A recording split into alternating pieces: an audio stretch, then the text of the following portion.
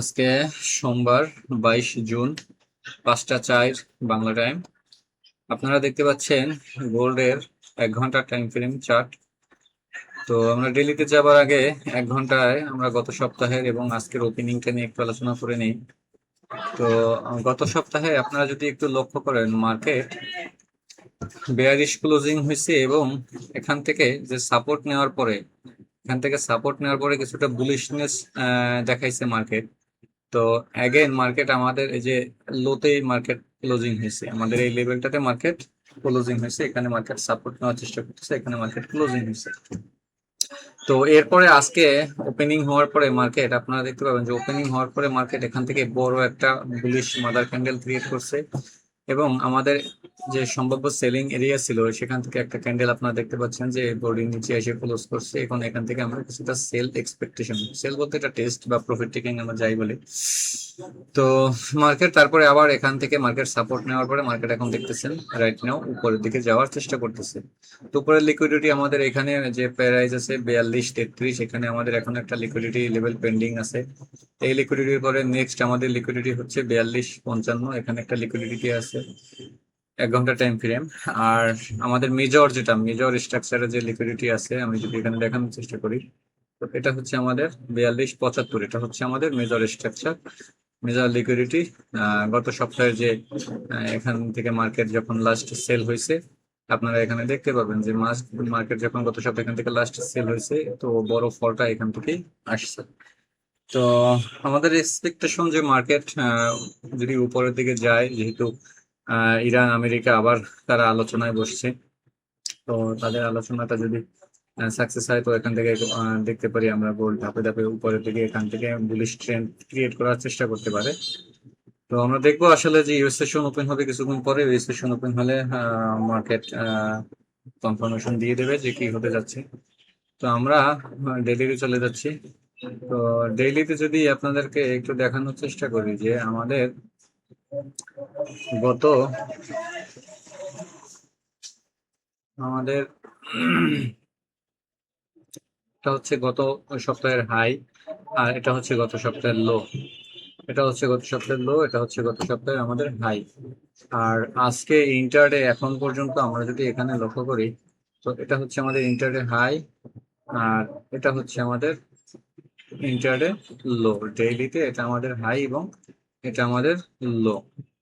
তো আমরা এখন 4 ঘন্টার টাইম ফ্রেমে চলে যাব। 4 ঘন্টার টাইম ফ্রেমে আমরা একটু দেখার চেষ্টা করি যে 4 ঘন্টার টাইম ফ্রেম অনুযায়ী মার্কেট, আপনারা এখান থেকে দেখতে পাবেন যে ওপেনিং হওয়ার পরে এখান থেকে মার্কেট যখন আজকে ওপেনিং হয়েছে, ওপেনিং হওয়ার পরে মার্কেট এখান থেকে কিছুটা বুলিশনেস দেখাইছে। আমাদের এই যে রিজেকশন লেভেল থেকে রিজেকশন হওয়ার পরে অ্যাগেইন আমাদের রিজেকশন প্রেসটা ব্রেক করার চেষ্টা করতেছে। আমরা দেখবো যে এটা ব্রেক করে কি না, আসলে যদি ব্রেক করে তো এখান থেকে উপরে যাওয়ার চান্স আছে।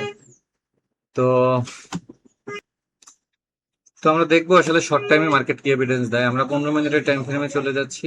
15 মিনিটের টাইম ফ্রেম আমরা একটু স্কাল্পিং এর পজিশন গুলো একটু দেখি। আজকে ভিডিও বেশি লম্বা করব না, শর্ট ভিডিও করব। তো আপনারা যদি এখানে দেখেন যে 15 মিনিটের টাইম ফ্রেমে এটা হচ্ছে আমাদের ডেইলি লো, আর এটা হচ্ছে আমাদের আজকে ডেইলি হাই। তো মার্কেট এখান থেকে ওপেন হওয়ার পরে আপনারা দেখতে পাচ্ছেন একটা বুলিশ মোমেন্টাম ক্রিয়েট করছে এখানে। বুলিশ মোমেন্টাম ক্রিয়েট করার পরে আমাদের এই যে এখানে অ্যাগেন দেখতে পাবেন যে এখান থেকে আমাদের কিছুটা সেলিংও আমরা দেখতে পাচ্ছি, অলমোস্ট 50%। যে ব্রেকআউট করছে এই লেভেলটা, ব্রেকআউটের 50% মার্কেট অলমোস্ট টেস্ট করছে।